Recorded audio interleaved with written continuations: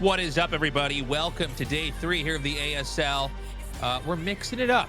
It's not going to be only TVTs here for Group C. It's going to be 3 Zergs and a Protoss.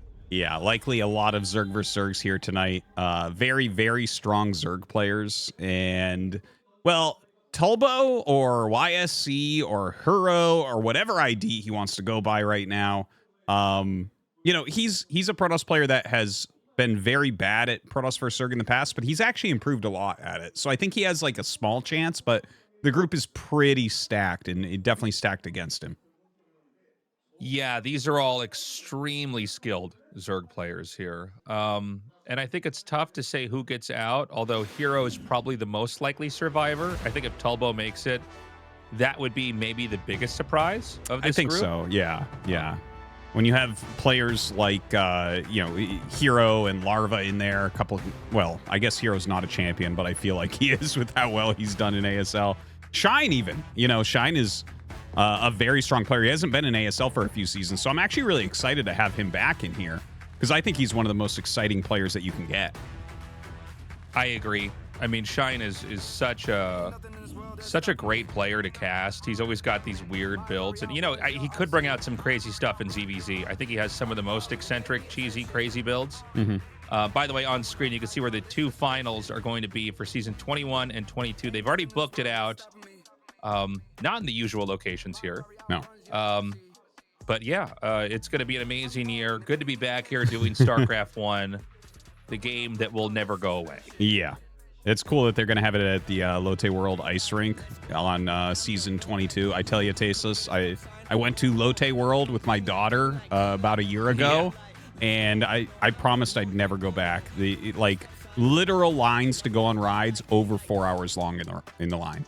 Over 4 hours. That's crazy. That's irresponsible by the company. Completely irresponsible. Like seriously, it's like I paid a bunch of money for these tickets, and like I have to wait in line 4 hours for a ride. No, thank you.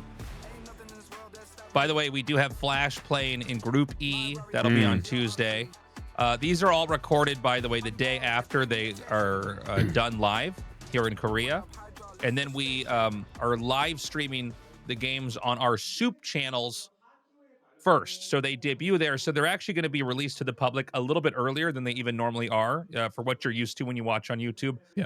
Then after being on the channel for a day or two, they are then uploaded to YouTube. That's right. So you're going to get ASL no matter what. If you want to watch earlier, go to our SOOP channels and watch there. Otherwise, just wait for the VODs to come up in your feed. Yeah, and we'll be posting all of that on Patreon. You know, day 1 has already been posted as we're casting this. So, yeah, you can definitely go check that out. And, well, I mean, if you're watching this, you already did. But, yeah, we'll be making sure that we put the word out as much as possible as we transition into this new way of doing things. Yes. And I'm just excited to be back, man. It felt like we had an extra long amount of time off here. Starfoot Gamer in the background, by the way. Here. There's a throwback. We were there for that moment of history. We saw that live. that was a very special moment. Yeah.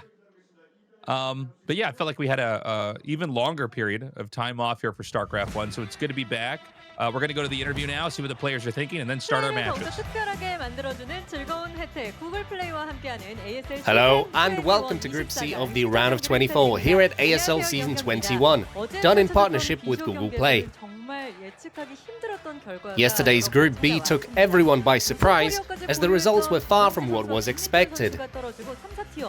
With championship runs under the belts, both JYJ and Sulky were eliminated, as Tier 3 and 4 players Sack and Ample made it through.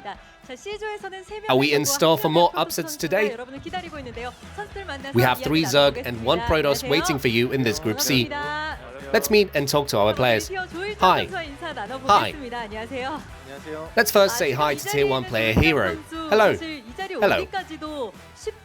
Hero, it has to be said that for you, even getting to this stage has already been a challenge. It feels to me you're going through more hardships than is usually normal. What would you say?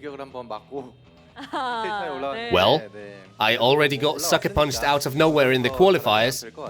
But still, I made it through, so as long as I do well in the tournament proper, it's fine. Given your career and how experienced and collected you are, what is a single loss? It will sting to hear me talk about you getting eliminated quickly last season, but I wonder, what lessons did that teach you? It was the first time I'd ever got eliminated in the round of 24, and honestly, I was taken aback. I couldn't get a grip. So the first match is very important. I'd like to win it and advance comfortably. Let us then have a word with a player that people will expect to perhaps cause an upset today. It's Tier 4 player Tobo. Hi. You were the architect of Hero's downfall in the qualifiers. Hero has highlighted the importance of the opening game, which makes me think you will have likewise come prepared. I too think the first match is very important. I put a lot of effort into that one. You've been having great showings all around in the open season and the qualifiers. In the past, you were considered a passive player, a timid player, but you have clearly changed this season. Personally, what would you pinpoint as the biggest change between you then and you now? I've changed my playstyle a bit. I used to be a defensive player versus Zerg. Recently, I've started playing more aggressively. I think that's what ended up working well. Tobo says he went from playing passively to playing aggressively. Let's now talk to our Tier 2 player, Larva. Hi. A somewhat challenging run for you in the qualifiers as you find your way here. This is your second season in a row now. What's your form like? I'm in good shape. All in all, preparation went well. I almost consider myself as already having advanced today. Oh wow! Well, Larva is overflowing with confidence as the atmosphere in the studio has taken a slight turn. Now, Larva, you took quite a long break before the previous season, but the performance you showed felt like there had been no break. So, this confidence of yours does not feel like bragging at all. What is your goal for this season? Last time, despite not having played for 3 or 4 years, I still managed to make the round of 8. So this time I want to be a little more greedy, and most Zergs so far have been eliminated, whether it was in the qualifiers or the main tournament, so I want to be the last Zerg standing, and I see Soma as my nemesis. He beat me last season, so I want to try and get my revenge. Larva is exuding confidence as he mentions the top-seeded player Soma. Let's talk to Shine as well. Welcome back, Mr. Typhoon. Hi. It's been a while since Season 18 when we last saw you in the main tournament. How are you feeling? I missed out on all of last year with me unfortunately having been knocked out in the qualifiers, and it was ever so regrettable. It does feel like it's been a while, and so I'm nervous, but also looking forward to it. The thing I would like to ask you, Shine, is how you feel about this 3 Zerg and 1 Protoss group, with the round of 24 being all best of 1. I've always favored best of 1. Right. But some people might consider a ZVZ best of 1 a tall order. I personally enjoy it. So I think that playing a ZVZ today will be fun. It'll be interesting, says Shine. Let's dive a little deeper. There's a lot of expectations on Tobo today amidst these 3 Zergs. You did beat Hero and Larva, albeit in online matches. But if the Tier 4 upsets continue, that would mean you getting a good result. I'd like to hear what the other guys have to say about you. Shine, if you were to sum up Tulbo, what do you think he will be like today? I did not prepare for Protoss today. I only prepared for ZVZ, so maybe it was short-sighted of me not to think about Tulbo. Didn't think about him all, he says. I came down here and he was warming up very diligently next to me, so he's got really good, I felt. Tobo beat Hero, but I'm not thinking about him, says Shine. Tobo, what do you say to that? Well, I'm sorry to say, but Shine is not on my radar either. He's going to the losers match anyway. That means you're saying you're going to the winners match, but Hero, You have to pay him back for the humiliation you suffered in the qualifiers. Tulbo plays well when he's at home, but offline, he's been odd. I think I'll be comfy. The offline aspect seems to be a significant variable, and there's a lot of variables that will be at play in these ZVZs today. And I would be curious to see which of the 3 Zergs stay alive. Will it be 2 Zergs? Will it be just 1? Larva, what do you think a ZVZ against Shine will be? After all, he has his bag of builds. You never know. You never know with him in a best of 1. That makes it all the more flavoursome. Also, during ASL Season 4, I was going through a period where I would just keep getting eliminated. I was in a crisis, but then I took a win against Shine, and it gave me a lot of confidence. In a way, I'm grateful to him, and I hope we have another great match today. Oh, Shine was the first stepping stone that let you fly high. Yes.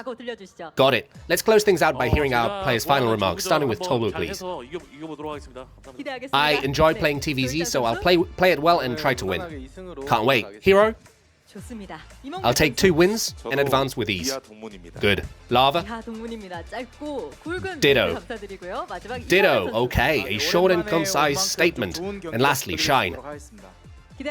Seeing I'm back in a while, I'll show a good performance worthy of that. Can't wait. Looking forward to great games from the 4 of you. Thanks for the interview. Thank you. You're watching Group C of the Round of 24 here at ASL Season 21, done in partnership with Google Play. Who will end up joining the Round of 16? It's time to start the games. Okay, let's get into this Zerg-heavy group. I totally agree with the tier list here. Yeah. Hero, Larva, Shine, Tulbo. I think this isn't surprising at all. I do think there's a world where maybe Shine advances over Larva, but I think Tulbo is going to have an extremely tough time getting out of this group. That's kind of funny you say that, because like when I did like a little preview video of the groups, and it's exactly what I said about the group. I'm like, Shine could actually Shine could beat Larva here. That's totally reasonable. In fact, like Larva, his skill set isn't exactly right for ZVZ. He's so much better at the other 2 matchups. He's like too much a thinking Zerg. And Shine is like a tricky micro Zerg. So like I actually feel like he's slightly favored against Larva.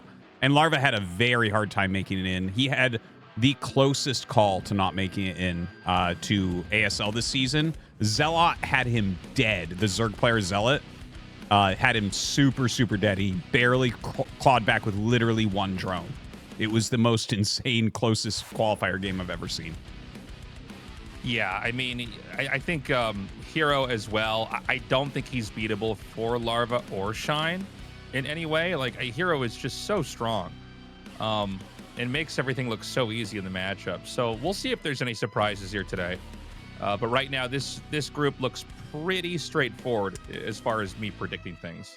Yeah, I think Tulbo has gotten a lot better at Protoss for Zerg. Like, the previous season, he didn't even make it into ASL and played, like, terrible PVZs in the qualifier. It was actually kind of embarrassing how bad it was. But this season, he actually beat some good Zergs on his way here. He even knocked Effort out of the ASL Open. So, like, he played some strong PVZs. So, best of 1... he might be able to do it. Like, he has improved. Like, I have to give it to him. Like, again, he's against Hero, who we expect to be top 4 every season. So it's a hard one. Yeah, Hero's just been so good. Ever since we came back and started doing ASL, which was kind of trippy, by the way. After we were doing StarCraft 2 for so long, and then, they started to reemerge with StarCraft 1 in Korea, and then Blizzard remastered StarCraft 1. Hero's always been one of the best players.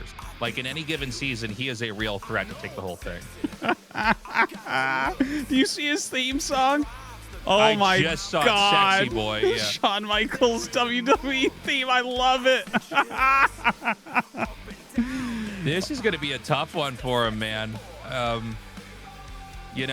Hero's so indestructible. Tulbo's had his moments here in ASL. He's had some great plays. He's also had some epic fails as well. Yeah. And I would chalk some of that up to nerves and just lack of experience. It is very different when you're like, there and like just now, the camera guy sticking this camera in your face and all these people out here watching. But let's see what he's got. It's a best of 1. I do think it's a little bit tricky for a Protoss to kind of I don't know, pull a fast one on a Zerg in a best of one. A lot of early game PvZ is just sort of being able to deflect all the moves that Zerg does, get into the mid game or late game, and then you get to shine. But yeah, I mean, and also, you know, the 2-gate in the middle of the map, stuff like that is extremely unpopular, very uncommon online. So I don't think we're going to see any of that here. No. Well, that would be wild if we did. I kind of would welcome that, right? Like, maybe that's the way to do it. But yeah, we're going to get into Octagon here for match 1. Hero against Tulbo, a best of 1. If Tulbo can take it, that will really turn this group on its head. So I'm actually kind of like pocket rooting for him. You know, he is a top 10 Protoss. You have to give him that, right? Like, he is one of the top 10 Protoss in the world. So he has some chances here. We're going to Octagon here. Very excited to see what this is going to look like here. Remember that there are not many Protosses in this season of ASL. It's one of our most Protoss light seasons ever. So, you know, if you're a fan of Protoss, man, you're rooting for Tulbo, but it's going to be tough, no doubt. I mean, Hero is definitely the favorite to get out of this group. As Tastosis said earlier in this cast, you know, Hero pretty consistently getting in top 4, top 8 of ASL as well. So, you know, a very scary Zerg to go up against. Yeah, he's been top 4 or better in 7 of the last 20 seasons. That's absurd. It's like 35%. Okay, we've got Hero in the top left and Tulbo below him in the bottom left. I got to make a few announcements here. One, because I know there might be people that skip the VODs of the TVT days or click through some of the parts. I want to tell everybody that our ASL casts are going to debut on the SOOP streaming service first. It'll be live streamed simultaneously on both of our new SOOP channels. And a few days, I think maybe, is it 1 or 2 days, Tastosis? Do you actually know? 1 or 2 days after it gets uploaded to the I YouTube, believe it's where 2 you're days probably after. watching it right now. Yeah. Okay, so 2 days after it's there, but it will be on our SOOP channels earlier than it would have been normally on the YouTube channel. So, and by the way, that's not behind a paywall or anything. It's the same internet you have now. There's not really anything else you have to do. We'll make sure that SOOP leaves links to our SOOP channels in the YouTube description, so you guys can go there in case you want to watch as soon as humanly possible. If not, if you pick this up on YouTube and you wait for the algorithm to feed it to you, you can get it that way. Yep. And other than that, we're using new mic. Oh, sorry. Go ahead, Tastosis. Oh, I wanted to mention about that. I was posting the links to the VODs and to our channels on the Patreon. So you can check that out on patreon.com/ASL English. And there'll just be a link there that you can click to watch the VOD. Yeah. And consider signing up for the Patreon. Like we always say, we would love to earn your support with that. We wouldn't be able to do it without you guys. So it means the world to us. We're also using new mics. We would like to have some feedback with that as well. We were using the caster mics that we used when we casted next to each other. And Tastosis obviously moved out of Korea. And then we kept using those, and we thought, wait a minute, we actually have higher quality mics we use when we stream. So why don't we just use these? Anyways, just a couple of improvements here for the show for you guys. Into the game, it looks like we have some pretty good pro blocking, honestly. Can he get another one? He does. He's got, oh man, almost got a third or a fourth block there. Yeah. So Tulbo is going to go ahead and go for Forge first into Nexus on 12. And he'll be able to get the cannon up and running before the Lings can get to his base. Although it's pretty close in these spawns. You got to be careful. Yeah, I think he's got his timing down pretty well. Looks like he is doing that pulled back Forge type of play. Yeah. So, yeah, it's... Well, I don't know. As far as this strat goes, Tastosis, like, I've noticed this so many times since you first brought it up, where you pull the Forge back. Because, you know, I do my casting on Tastosis cast all the time, so I cast a lot of PvZs, and I've actually only seen the Forge recently picked off one time when they do this before +1 is done.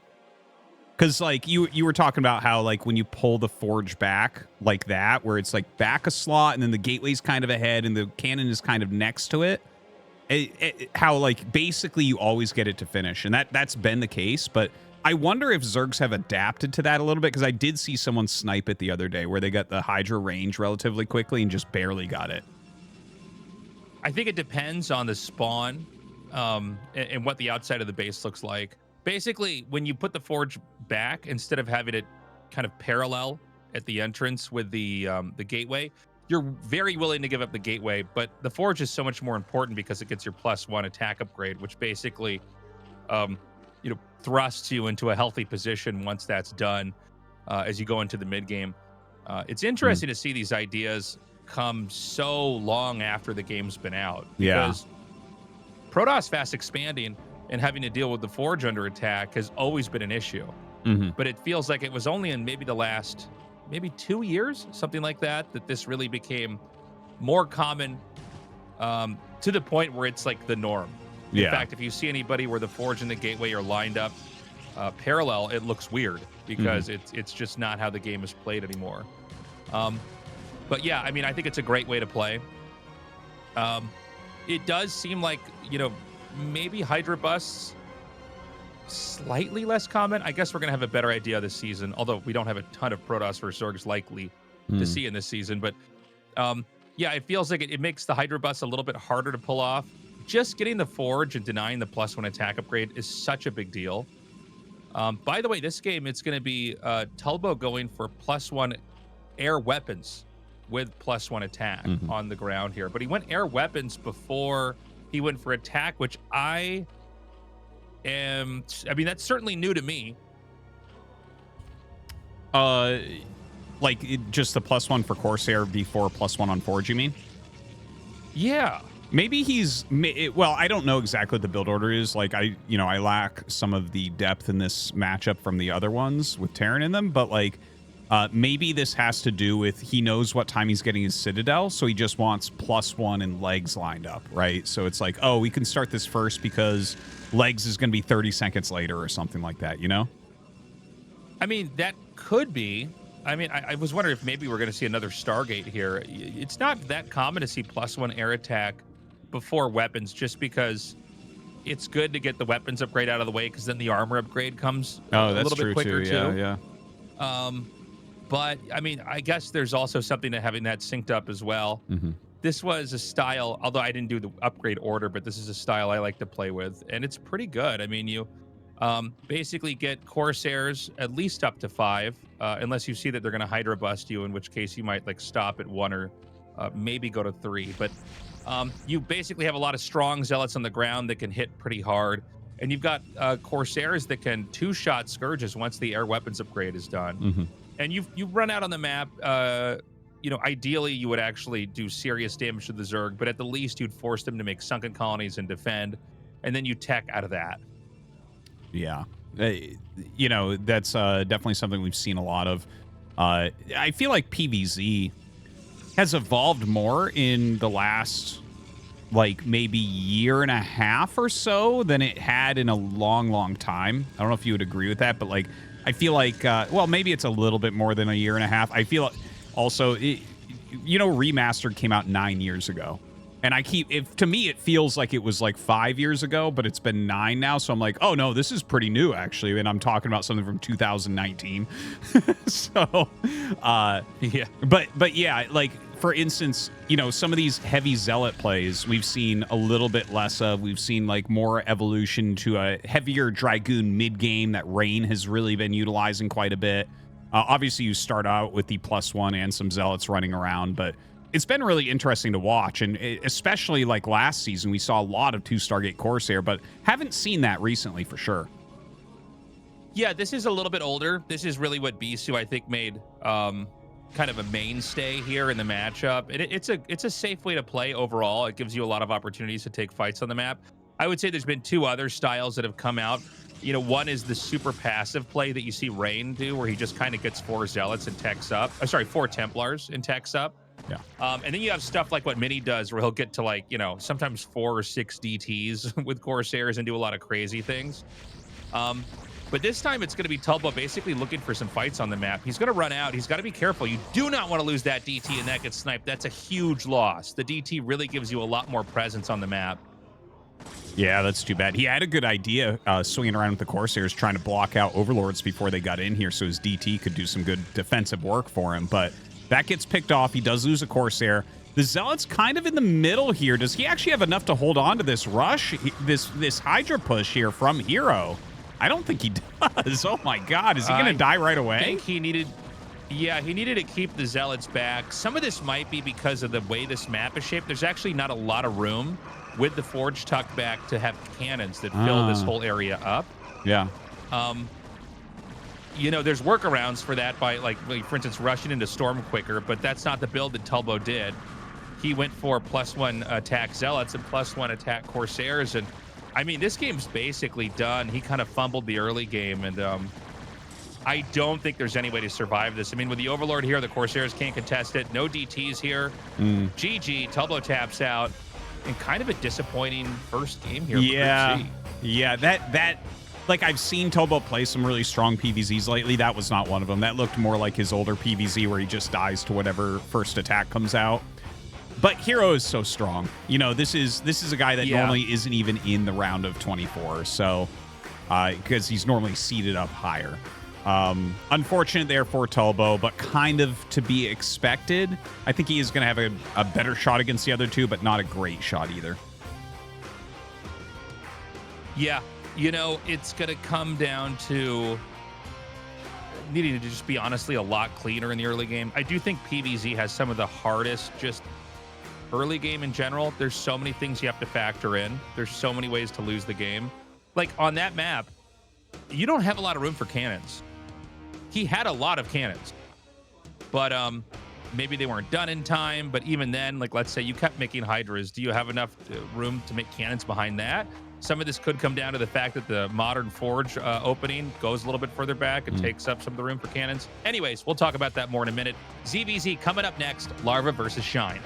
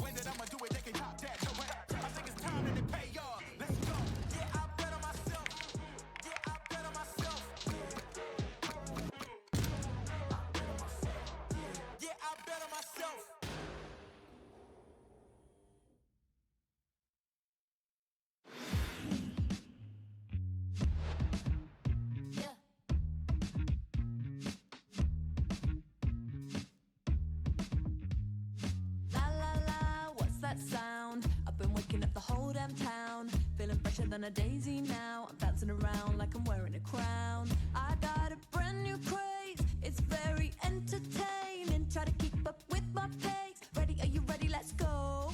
Ooh la la, ooh ooh la la, ooh la la. I'm just doing my thing, keep the good times rolling. Just me and my friends. I don't got no cares. Spend my days just going.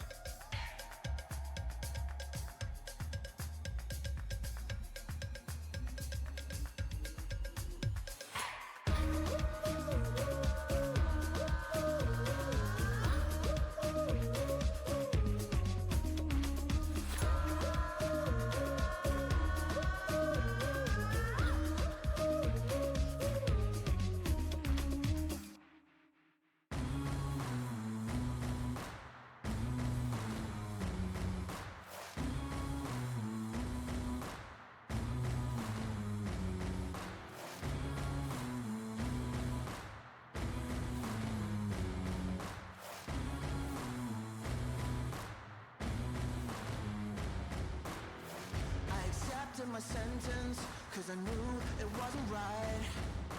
The walls and the fences came closer every night. Only the light through the keyhole kept me hoping and alive. Just me, myself, and I on a mission to survive. I got it free. On my way to paradise. I got it free. On a mission to survive. I got it free. On my way to paradise. I got it free. On a mission to survive. Yeah.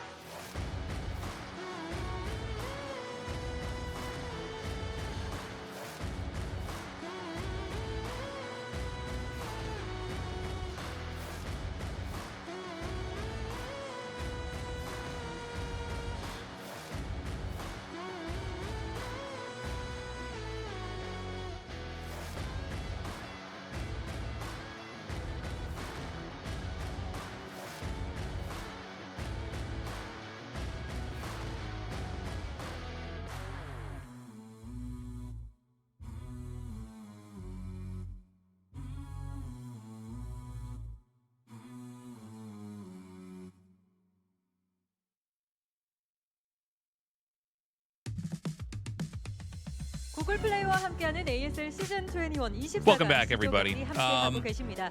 Going into a ZVZ coming up here next. Just to finish up the ideas I was kind of talking about before we cut to the commercial. Some of these new maps, while I think they have some really good ideas that make a lot of the matchups really interesting, it does seem like there's a couple where there's either like a crazy amount of room for cannons in them or not very much room for cannons at all. Yeah. Fast expand as Protoss. And I don't know that there's a matchup that can really compare to this where you need so many of a building to defend against something, specifically for something in the early game. But Yeah. I'm not saying that's why he lost, but it is something to notice there. There was not a lot of room for cannons there. Yeah, I know what you mean. It's kind of funny over time when we figure things like this out, where it's like, well, you actually need like this amount of room for the proper defense.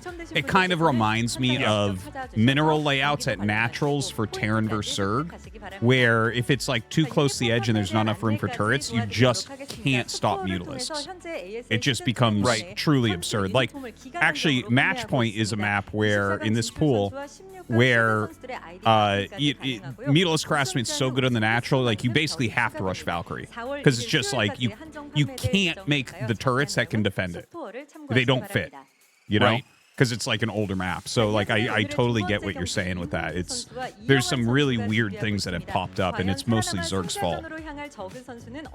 And you know what, to be honest, that's so funny. And you know, to be honest, like I said a second ago, there's some maps where you can make so many cannons because the entrance to the natural is so crazy big that it's like, oh, you should probably just not Hydra Rush here at all. If the guy's competent, he'll never run out of space back here to make that. Larva Shine coming up next. This might actually be the most interesting matchup. Oh, the hairdryer's back. I was going to say this might be the most interesting matchup that we have in this group. By the way, this is a corded hairdryer. He was using a battery charged hairdryer before. Well, you got to use what you have, right? Maybe that one died and he just grabbed this one. It is funny to see something like that because there are things like heat packs that you can get in Korea really easily. I actually still buy those in Canada because I got so used to them in Korea. It's like a great way to warm up your hands. But he uses the hairdryer. Okay, cool.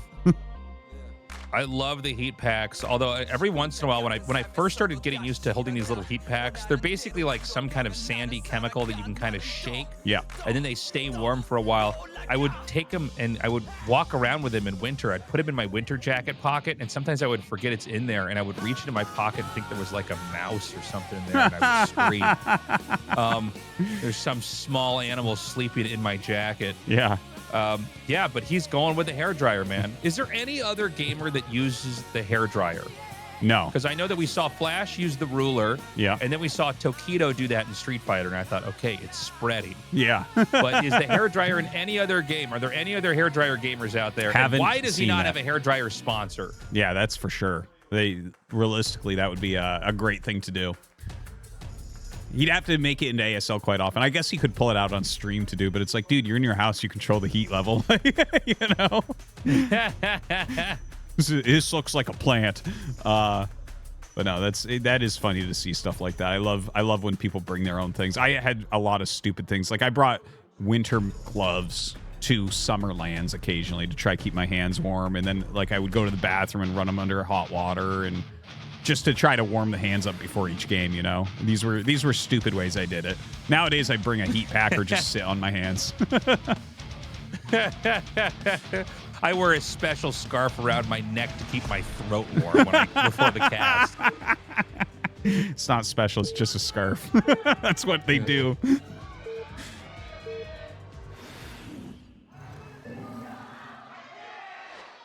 You don't know how special my scarves are.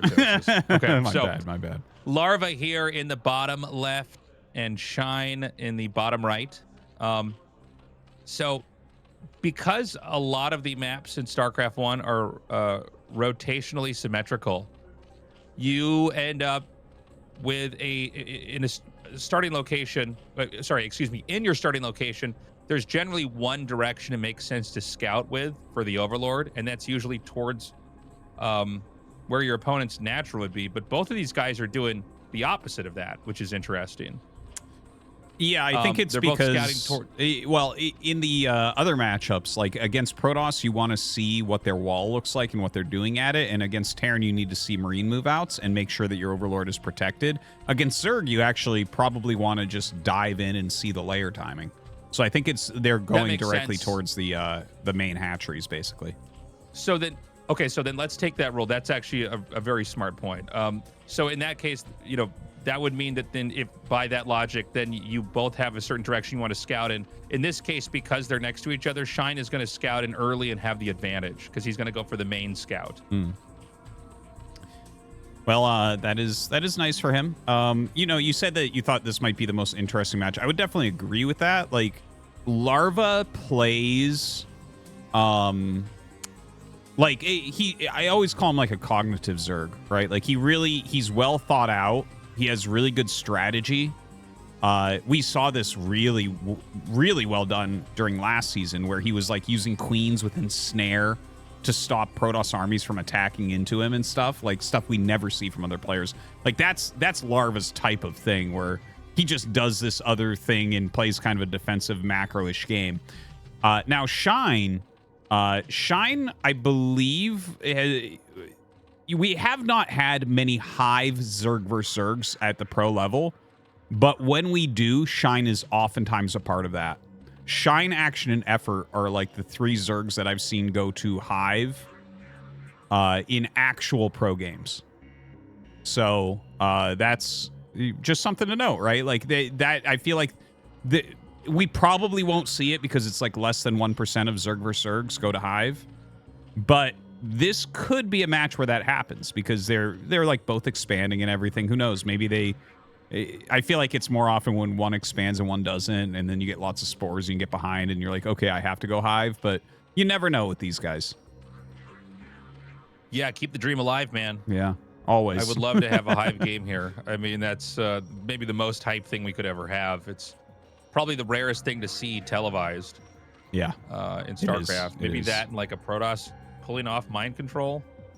Yeah, anything that's not a humiliation ritual, but you know, some kind of actual like. Wow, that's a good point. Strategy. Yeah, we see scouts more than Hive in Zerg vs Zerg, for sure. Yeah, but you might be right. I'm trying to remember the last time we saw mind control.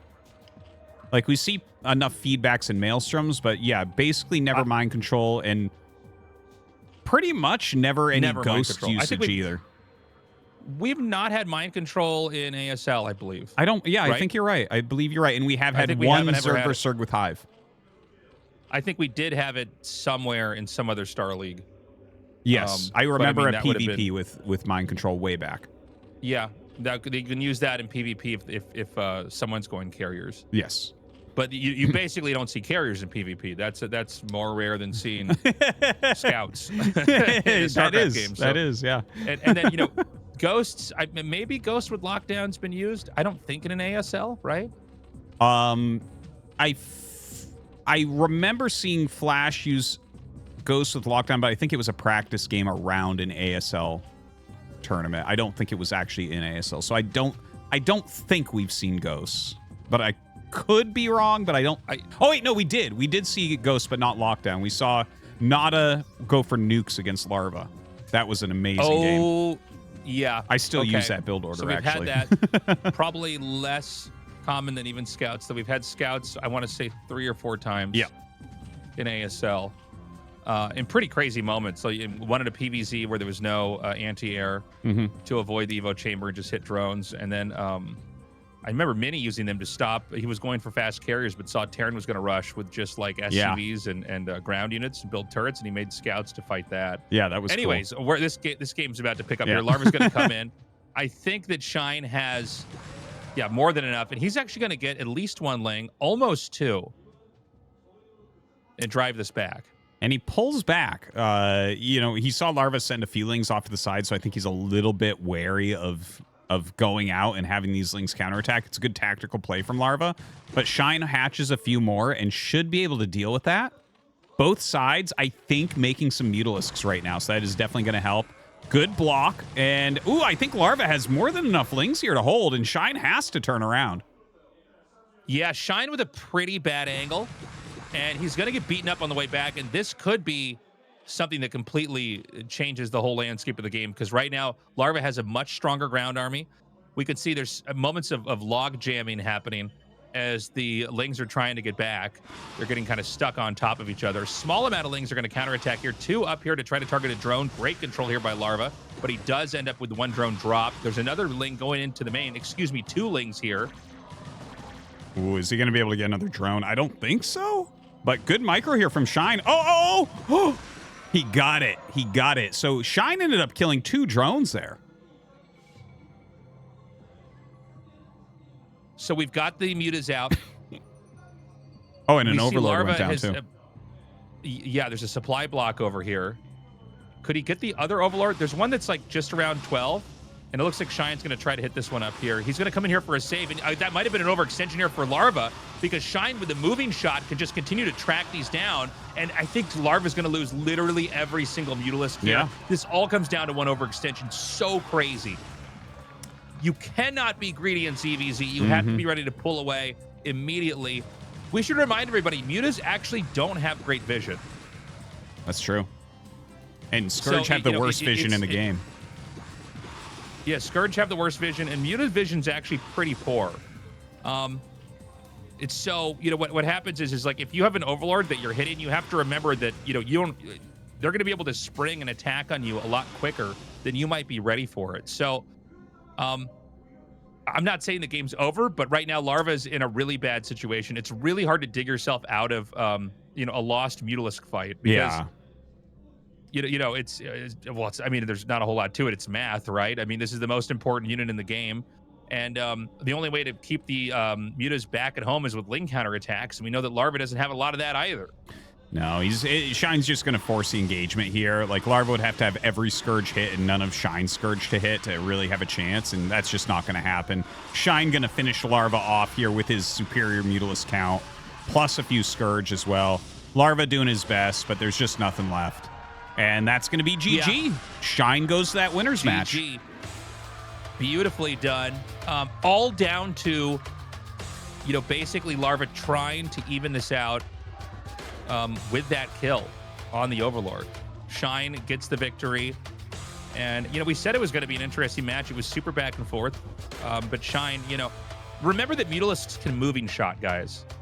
The moving shot is a crazy feature. They didn't really intend for it to be a thing, but the fact that you can both attack and move, it's not easy to do either, by the way. You have to have very good inputs. So it's really easy to screw up, but he basically started to win the fight, and as Larva's retreating, Shine is just going to keep doing damage, and there's no escape from it. It's why Scourge are so important to pair with Mutalisks, is if you have enough Scourge, you can force them to then pull away, and maybe you can flip it, and then your moving shot hitting them. Yeah. So here we are. So Larva will go up against Tulbo. Shine is going to go up and have a ZVZ versus Hero. It's funny how much ZVZ can mess up where you think things will go, right? Like Larva and Hero, both such top quality Zergs, but Shine's deadly in the matchup. We're going to see if he can advance in first place after this quick commercial break.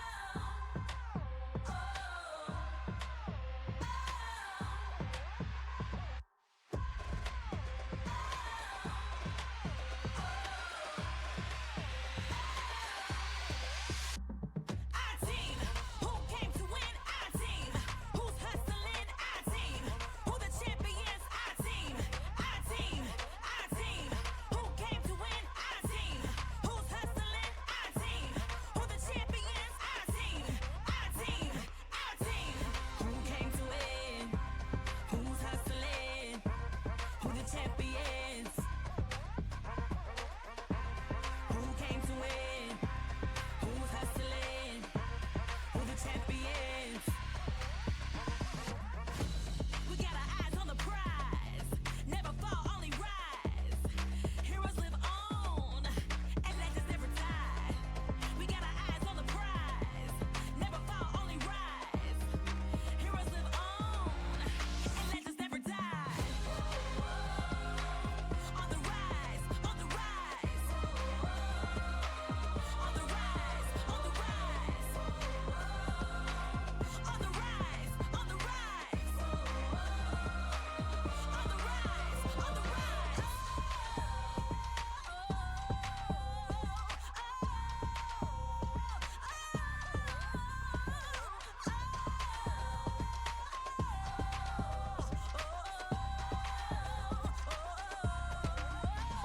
Our team, who came to win? Our team, who's hustling? Our team, who the champions? Our team, our team, our team, who came to win? Our team, who's hustling? Our team, who the champions? Our team, our team, our team, who came to win? Our team, who's hustling? Our team, who the champions? Our team, our team, our team, who came to win? Our team, who's hustling? Our team, who the champions? Our team, our team, our team, who came to win? Our team, who's hustling? Our team, who the champions? Our team, our team, our team, who came to win? Our team, who's hustling? Our team, who the champions? Our team, our team, our team.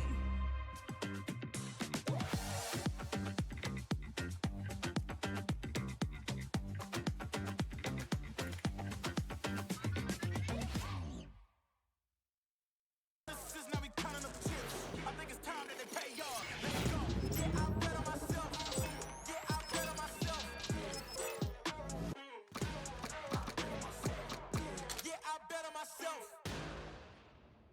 Yeah, I bet on myself. Okay, think so big that they think I'm crazy. Let out the beast, no, they can't tame me. Don't play with me, better mind your business. Reckon I stop now, I ain't finished. I'ma keep on going till I got that. Okay, the way that I'm with, they can top that. No way. I think it's time that they pay y'all. Let's go.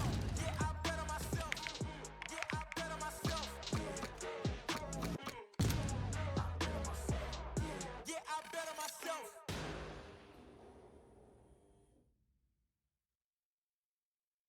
(1998년부터 시작된 브루도의 역사는 아직 끝나지 않았습니다. 새로운 역사의 시작 ASL 스타크래프트 리마스터 최초의 대회, 여러분들이 원하는 꿈의 축제 뜨거운 박수 걸어가는 MC로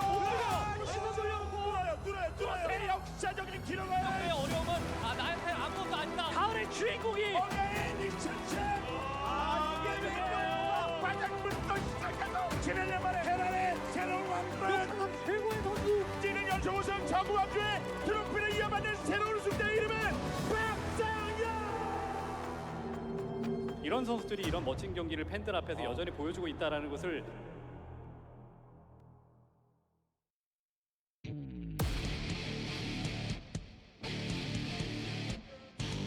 Welcome back, everybody. Thank you for waiting. We're going to go into the ZVZ to decide which of these two legends is going to move on. I think it's going to be Hero, but, you know, you can never count Shine out. Shine is actually one of the most feared players in the ASL because everybody knows that, put it simply, he knows how to win. Yeah. You know, he might not have the best micro. He might not have the greatest late game, but he's solid and he knows everybody's weaknesses and he has so many different builds. I think the Korean version, or to translate it to English, his nickname is Bag of Builds. In other words, he just has so many different weird build orders. You don't know what he's going to do. It's going to be fun. Let's see what he does. Yeah, a little bit harder to pull that off in Zerg vs. Zerg, but he's great at micro. He's good at tactics. But Hero is really godly at micro and tactics as well in Zerg vs. Zerg. So I think it's a good match. I do think Hero's a bit favored, but you never know. That upset from Shine could be a very fun one to spice up the group.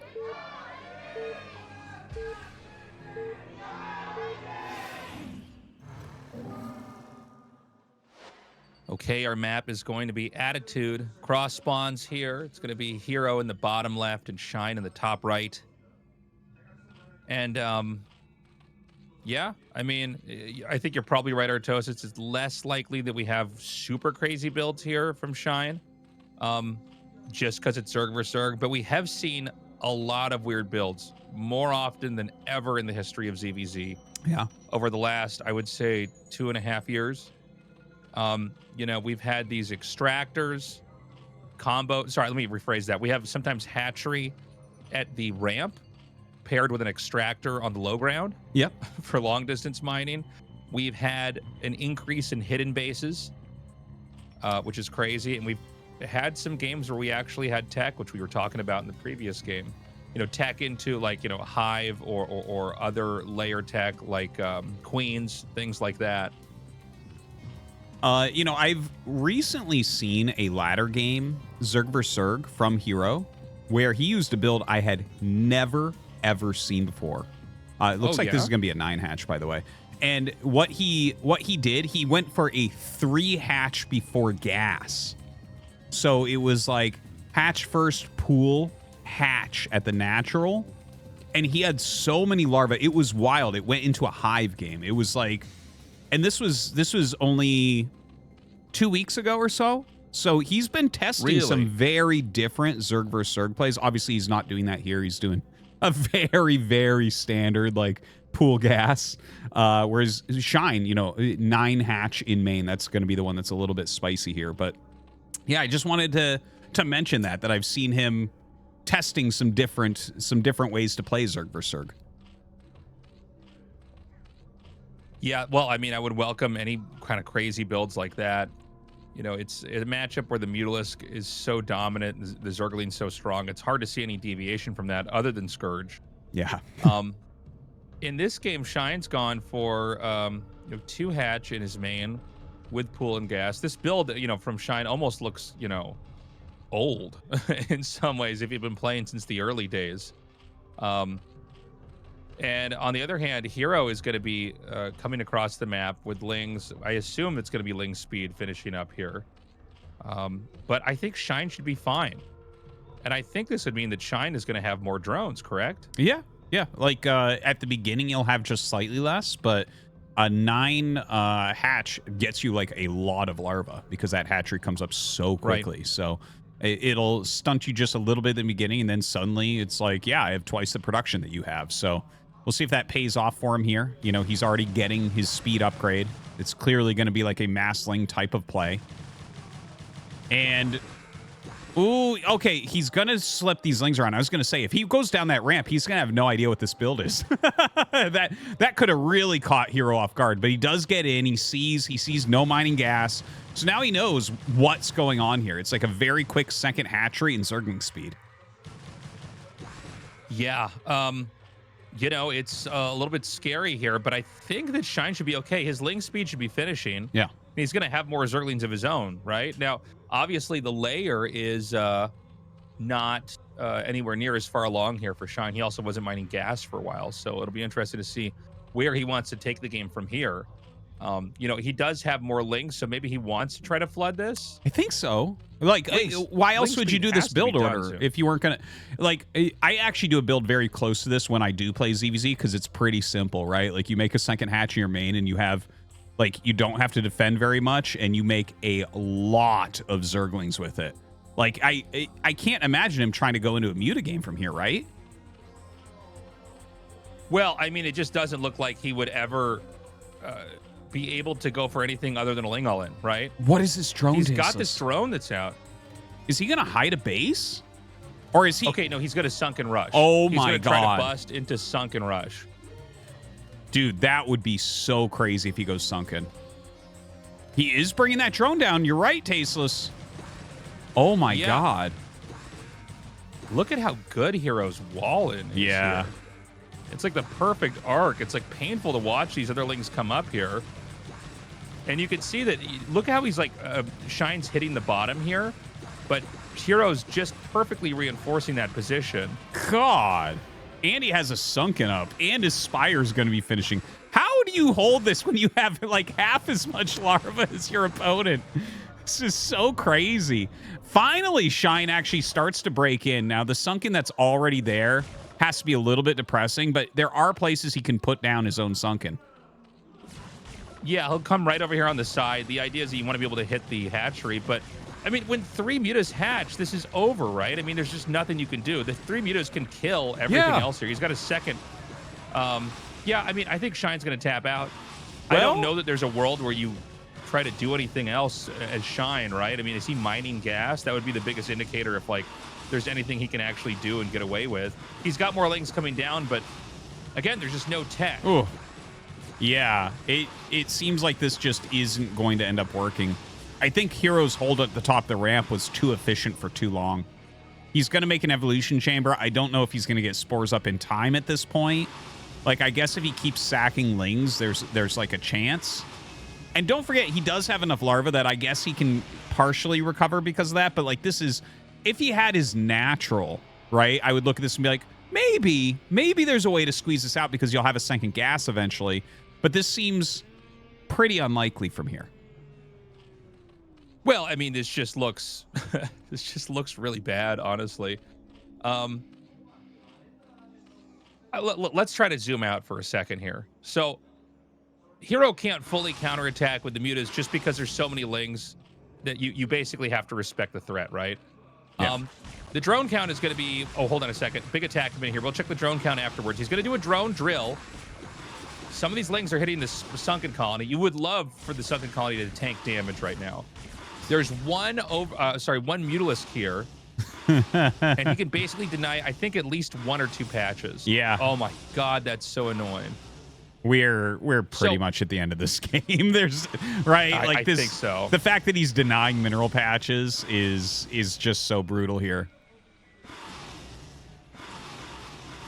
You know, yeah, I think also the fact that Shine doesn't have like a drone hidden on the map. Not that you really would in this matchup, right? I mean, you don't have enough workers to hide anything, but he isn't mining gas yet. I think you could basically contain him with your own lings. Oh God, there's not even a sunken colony here. I don't know why I didn't even realize that. Yeah, there's like nothing to defend this. This game's over. Very. If he was popping lings right now, 4 lings, I'm like, okay, well, I guess it can go on, but it literally can't go on. GG. You know, wow. I know Shine lost, and that was a pretty humiliating defeat, and everything he tried didn't work. I actually like the build. Yeah, I did too. Yeah, I thought it was kind of cool. Honestly, I would, if I was a Zerg player, I would be testing that one out on ladder. Yeah. I think you could beat a lot of people with that. It seems like Hero knew exactly what was happening. When the lings were hitting, when he saw that there was a double hatch, he went, oh, okay, just hold the ramp as much as you can. Get a sunken colony. That's not a win more move. That's because you know eventually there will be a sunken push. And stick to the plan. Get the 3 Mutalisks out. Yeah, you know, I'll say that Shine is at least spicing it up. He's really trying some different things. Yeah.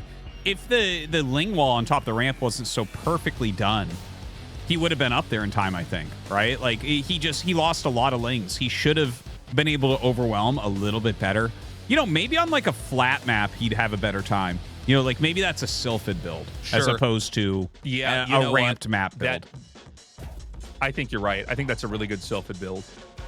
Okay, interview time. You're watching Group C of the round of 24 here at ASL Season 21 as we have our first player through to the round of 16 today. Let's meet Hero. Congratulations. Thank you. You move on to the round of 16 as the crowd roars in approval. How does it feel to be back in the round of 16 after 2 seasons? Honestly, I thought today wouldn't be easy, but with the first game going well, I suddenly relaxed. This round of 16 seems to be the real start. In the first match against Tobo, you countered his Zealot timing with your own Hydralisk timing to bring the game to a quick close. And in the game against Shine, you meticulously plugged your entrance with lings to steadfastly hold out against, or until Mutas came out, which really made me feel, wow, Hero is just Hero. Having played these 2 games today, do you get a sense for this season or any conviction? To be frank, I was having a hard time practicing ahead of this season. But starting a few days ago, I began to feel that things would go well. I worked hard and the results are good. Having made the round of 16, I think it bodes well. I can try and play well. 선수로 자리를 잡고 있고 Honestly, we have a lot of Terrans this season. I would be curious to hear how that sits with you personally. 요즘에는 테란전이 좀 더 괜찮더라고요. Playing against Terran has been alright recently, 이번 시즌에 and so 테란전 좀 하면서 it would be fun 높이 올라가면은 if I could advance far this season off the back of ZVT. 일정 선수가 만들어갈 재밌는 경기들이 이번 Can't help 주에 but feel 기대가 excited to 됩니다. see what 아마 matches 팬분들도 unfold. 수업을 끝까지 Your 열심히 fans have been holding up 들어주시면서 cheerfuls till the end and will probably send you lots of support this season. Would you address your fans too? 좀 응원 와주셔서 감사드리고 Thank you for coming to cheer for me today. 네. 뉴캐슬 친구들이 좀 Many friends from the Newcastle StarCraft University team came here. 됐고 You've been a great source of strength. 감사합니다. 그리고 또 Thank you. 항상 응원해 주시는 팬분들 너무 감사드리고 And I'm always thankful to my fans for their support. 높이 가보겠습니다. I'll prepare well this season and go far. Once more, congratulations on advancing to the round of 16. And right, your practice partners. And my practice partners, yes. This time I didn't practice as much. I played with Motive and BTS. I wanted to thank them too. Once more, congratulations on advancing to the round of 16. Thanks for the interview. See you at the group selection ceremony. Thank you. We've just heard from Hero, our first player through today. We will be back in just a while with the losers and decider matches.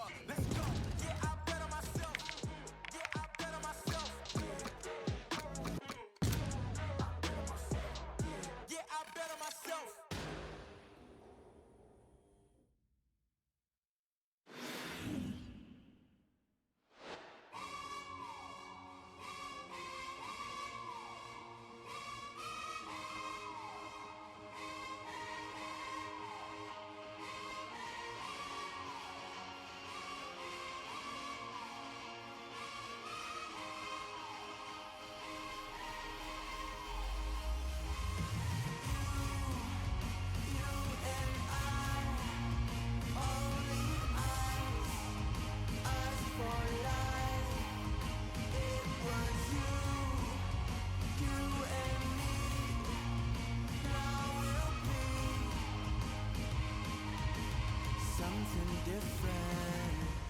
I feel that pain. Something is hurting. It's burning inside my heart. Am I insane? When is it turning? Converting.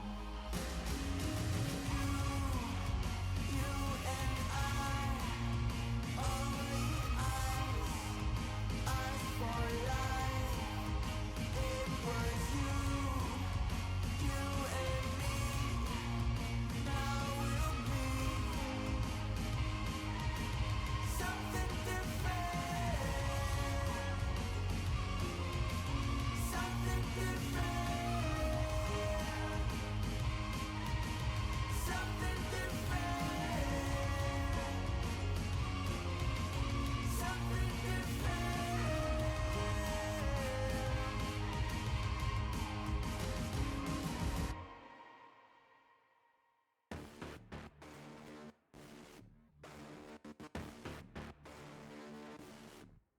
I've been taken for granted my whole life. Don't try to play me, bruh. It seem like they can't keep my name up out their mouth.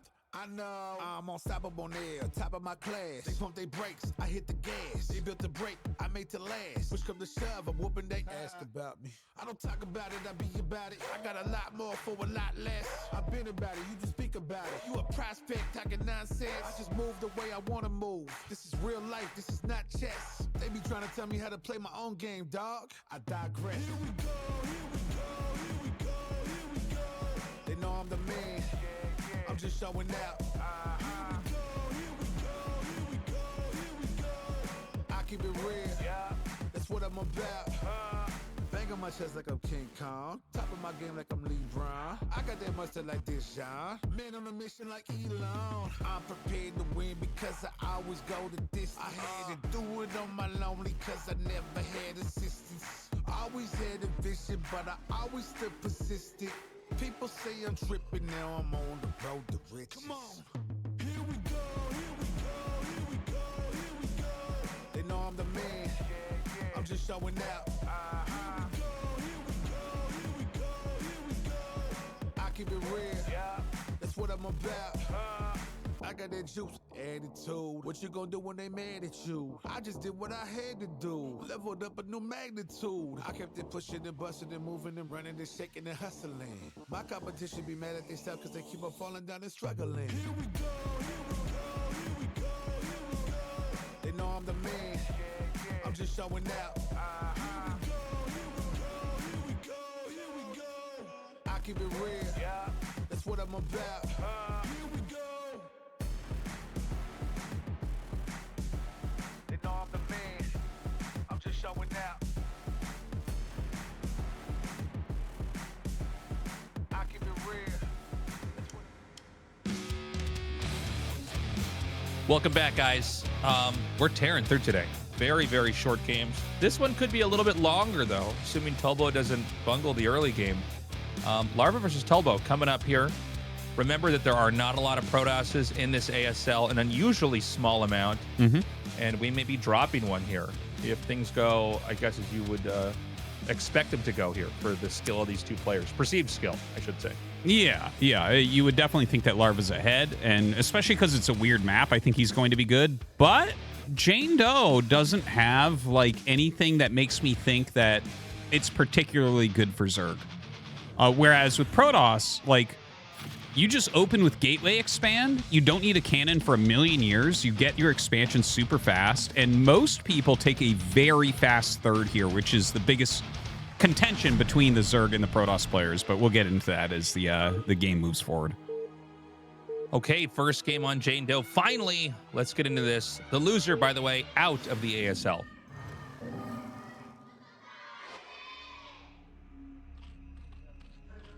Tulbo here on the left and Larva on the right. Quick plug for the Patreon, everybody. Consider signing up. We would love to earn your support. You know, one of the beautiful things about doing StarCraft 1 is it's already over a quarter of a century old, and it is still massive. It is massive in Korea. It is massive outside of Korea. We have a huge viewership for this tournament. But we need support from you in order to keep this thing going. So please consider signing up. We're going to be here. We're here for the long run. I don't think we have anything else, you know, planned that would interfere with this, right? So we would love for you guys to come and join our Patreon, as we want to keep doing this forever. Yeah. Thank you very much to everyone who has already supported. And also, I mean, if you want to get links to the VODs and things like that, the Patreon's a great page to go to anyways. So do check it out. Thank you. Yeah, you can get information there, even if you are not in a position to sign up and pay. We can at least email you and give you updates on what's going on with the show. Interesting little drone scout there. Yeah, looking for Very a proxy. That's maybe that's something we just saw it come up there.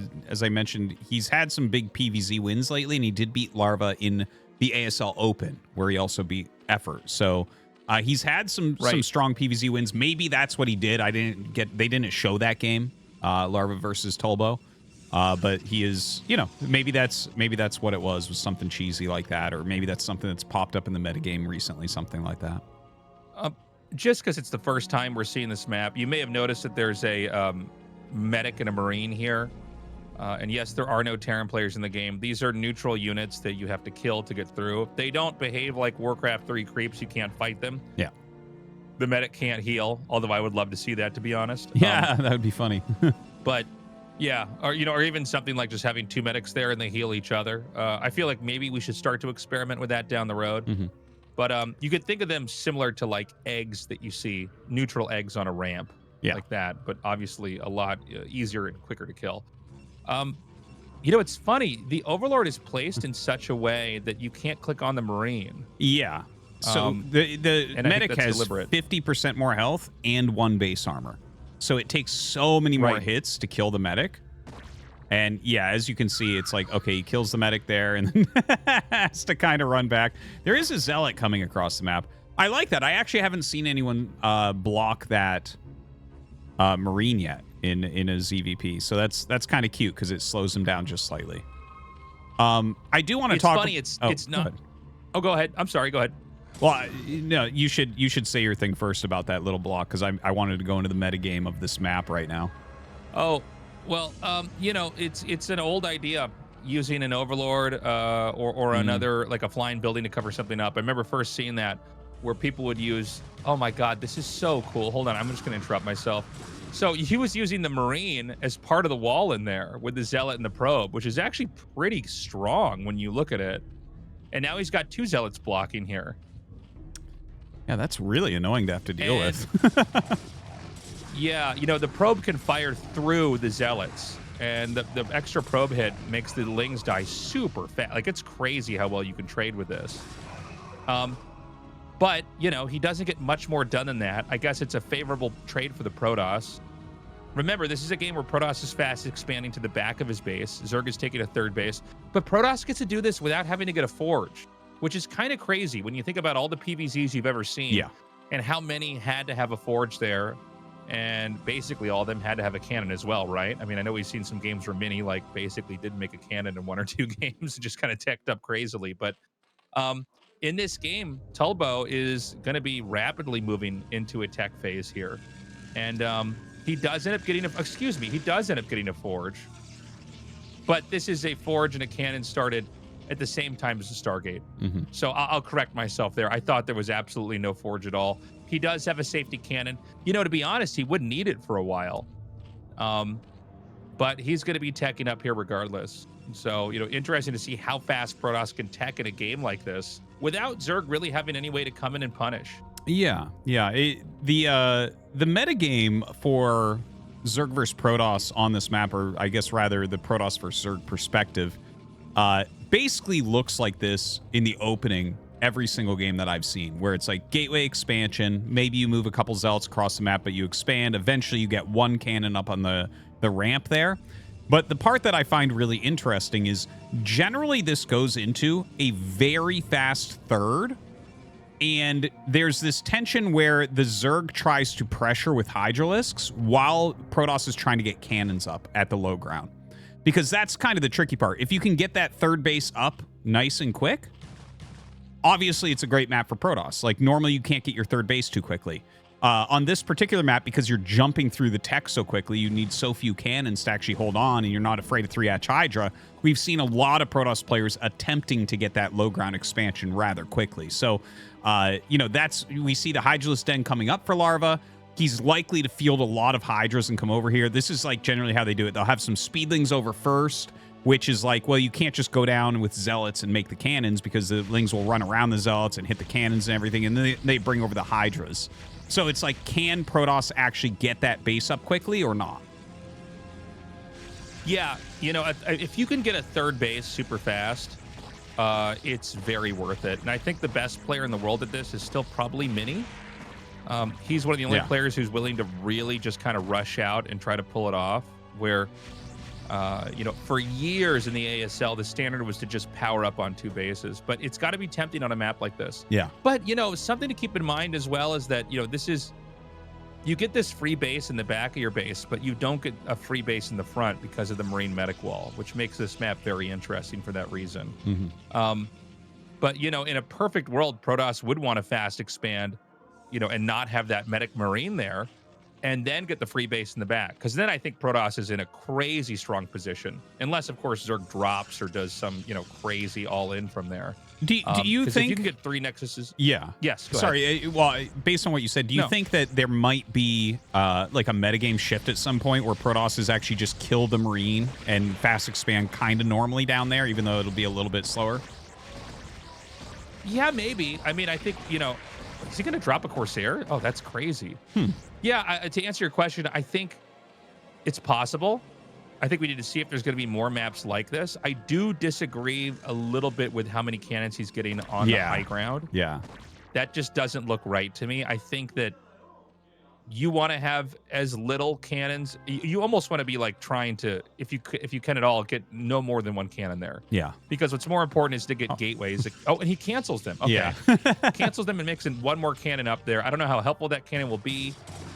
But the idea, is that you want to have enough to push down the ramp and throw down the 3rd base here. Yeah, I think he needs to make sure he keeps a couple Zealots on the ramp so there's no run by. But this is the tricky part, where the Zerg tries to keep Zerglings over here. The reasoning is, if you try to warp in cannons, like warping in cannons die almost instantaneously to Zerglings. So like, Larva is threatening that if you try to come down, because you are going to need cannons there. You can't just make the Nexus and stand there. You need to make cannons and then make a Nexus. Right. So the Corsairs are still scouting. He actually stopped making Corsairs, by the way, when he realized this wasn't going to be a muta game just yet. There is a Spire making, so he could switch into that. But right now, I mean, Larva's looking really strong. I'm a little bit worried that Tulbo will not have enough to actually fight this. You really do need like a lot of Zealots, Templars, and you need cannons with him to hold off Hydras early on. Hydras can dodge so well that sometimes, even after a handful of storms, you can still lose the fight because the Hydra count's going to be so high. I'm worried. Like, he has the pylon, he has a couple high Templars, he has that 1 high ground cannon. So I like a lot about his setup, but the way his probe is sitting makes me think he's going to make the Nexus instead of the cannons. And I feel like he might have had a window here to throw some cannons down, but it feels like it's gone. Yeah. And I don't know if Tobo can pull this off anytime soon here. He needs to get that Nexus down really fast here. He's got all the gateways he needs. This turned into basically a powering 2-base game like any other PvZ you would expect to see. We might have a muta tech switch here. The Spire's done. I did not look and see how much gas was banked up. Wow, look at the Overlord spread here. Working out in every direction. He's got to be careful. He doesn't have an Overlord here in his natural, actually. TT just runs in there. Dude, if he's going to make cannons, it's time. Like, he's got the entire army across the map, right? Like, what? I think he's just going to lose to mutas because the mutas are just going to kill the Templars. Yeah. And then the game's over, right? Yeah. Right? I don't understand. It's like, he's like, well, 400 Zealots. Wait, that's the strat? Well, it's weird, too, because he's attacking in here, and there is no anti-air. So, like, he's not going to kill that many drones, right? And eventually, you will clean this up as Zerg. You're going to have way more left over. He's got a shuttle coming up here into the main. Maybe there's DTs in here or something, but even then, I'm not sure how well this is going to do. 1 DT is spotted immediately by the Overlord. Man. I don't quite get it. Like, it doesn't play really that much to the map strengths, like a little bit, but... Like, he made, like, 2 High Templars and 30 Zealots. And now he's making Dragoons after the Zealots didn't work. And there's still no 3rd Nexus. I don't know, Tasteless. You got to explain this Protoss thinking to me. Really, this is the I can't defend this man, even in the court of law, even as a Protoss player. There's no you are his way, publicly I think, to really recover. You're the one. What do they call it when you give someone a lawyer? Like someone that can't afford the lawyer. Like a court-appointed attorney. Yeah, you're the court-appointed Protoss defendant here for Tulbo. You have to tell us why this build is good. I know I cannot. I'm sorry, I can't take this case. I'm sorry. I know that it's my job. Look, I'm not sure what the plan was. It's really common to go mass muta after you go for Hydras. Like, it's super common, but I don't know why he was trying to attack across the map. I think he wanted to get the third, like you were saying, and it never happened. And he tried to just segue into like a game where he could maybe win, but with like some kind of zealot speed power spike. But you know, the mutas come out just in time. They're there for when, you know, the 8th gateway is done, and you can come in there and just snipe the Templars. Now, Tulbo has, I think, a much healthier looking army right now, so this game's not over, but it's the same problem. You know, the mutas can still snipe the Templars like we just saw back there. There's going to be a lot of Hydras in this game. The Dragoons are scary. Dragoons with a couple of Zealots and Templars are scary, but again, the Templar count isn't high enough where I think he's got enough to melt everything. Larva's playing kind of funny here, where this is a very small Hydralisk army that's roaming around. I feel like it's going to get trapped.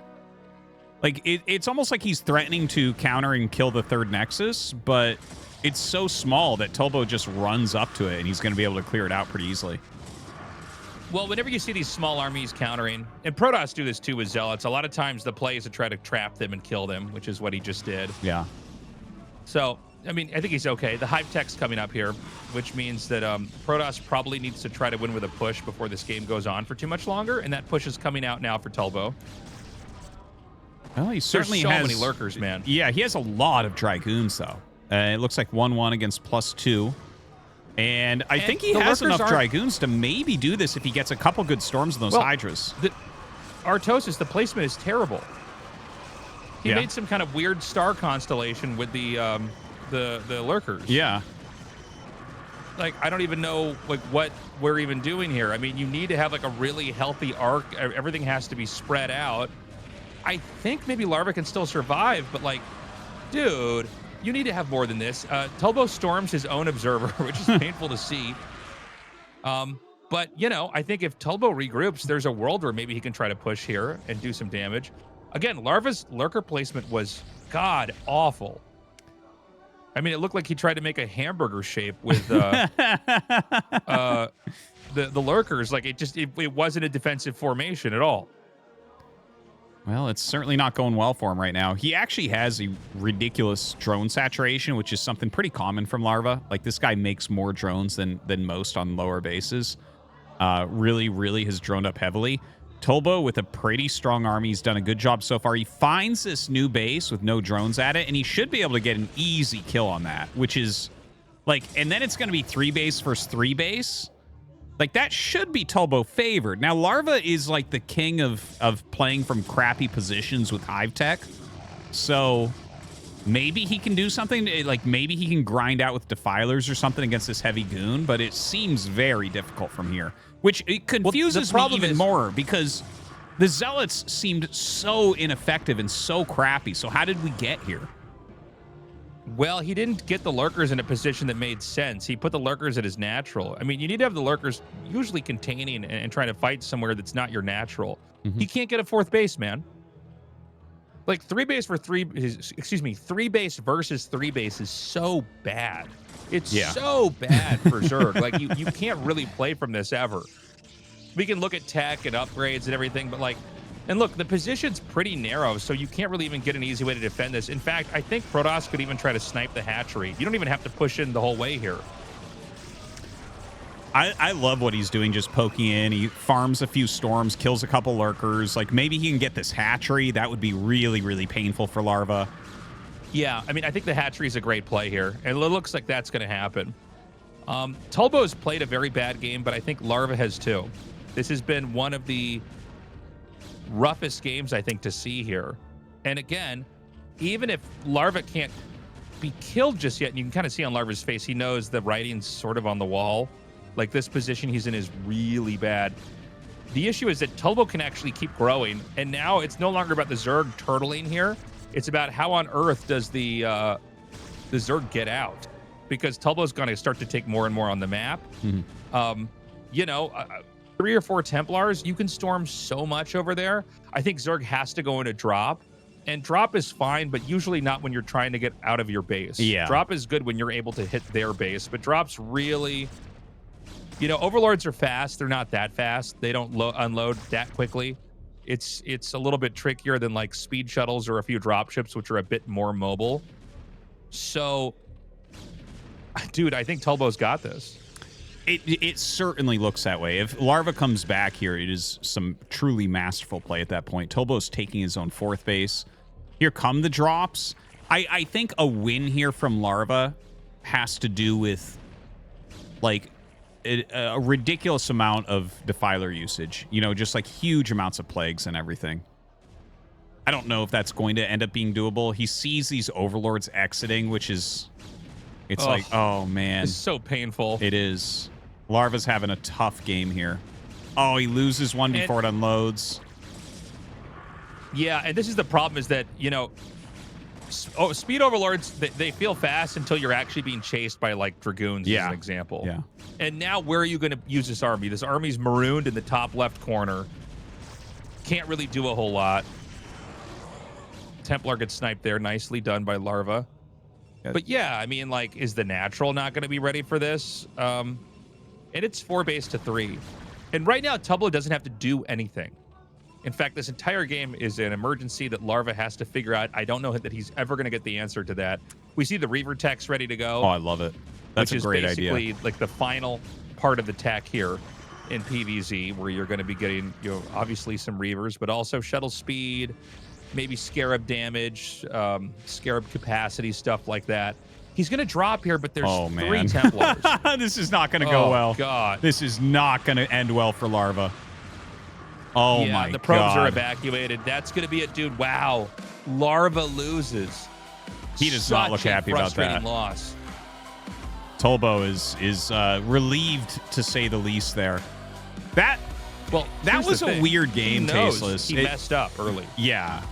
Yeah. The Zealot play seemed so incredibly weak. When Larva came out with the Mutas and killed the High Templar and just kind of crushed that gigantic Zealot army, it felt like there was no way for him to lose. I'm honestly a bit confused about how this game ended up like it did. Yeah, I feel like I need to go back and look at it. It was weird, right? Yeah. The Templars were sniped. The Zealots were killed. The 3rd base got up.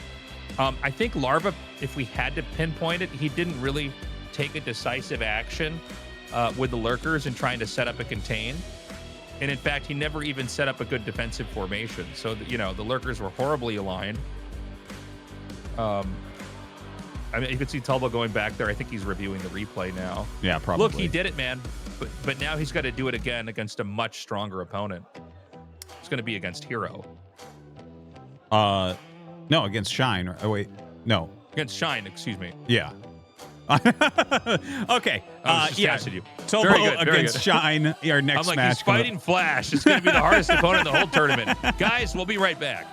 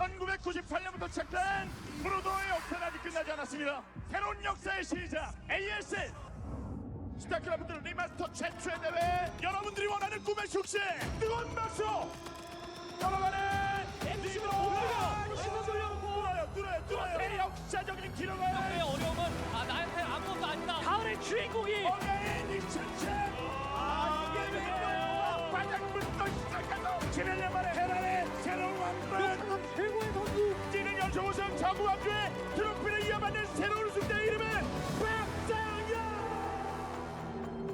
이런 선수들이 이런 멋진 경기를 팬들 앞에서 여전히 보여주고 있다라는 것을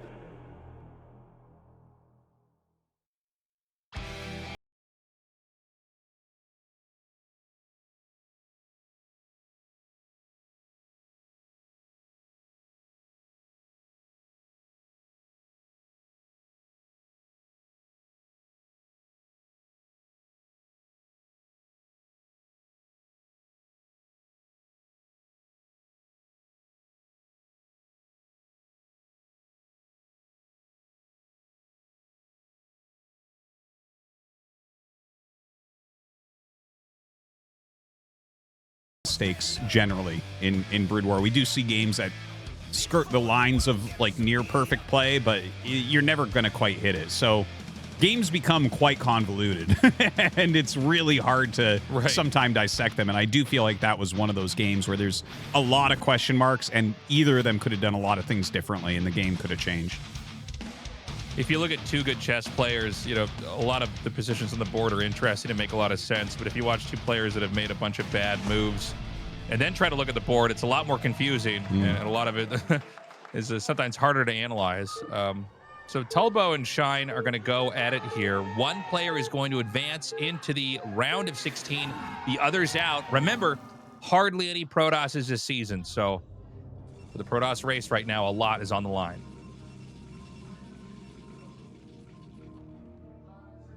All right. Okay, Shine in the top right and Tulbo in the top left. Yeah, Polestar, a very good, solid 4-player map. Kind of looking forward to seeing how they want to end up playing this. Like, is Shine going to have anything crazy going on? Does he have some special strategy ready?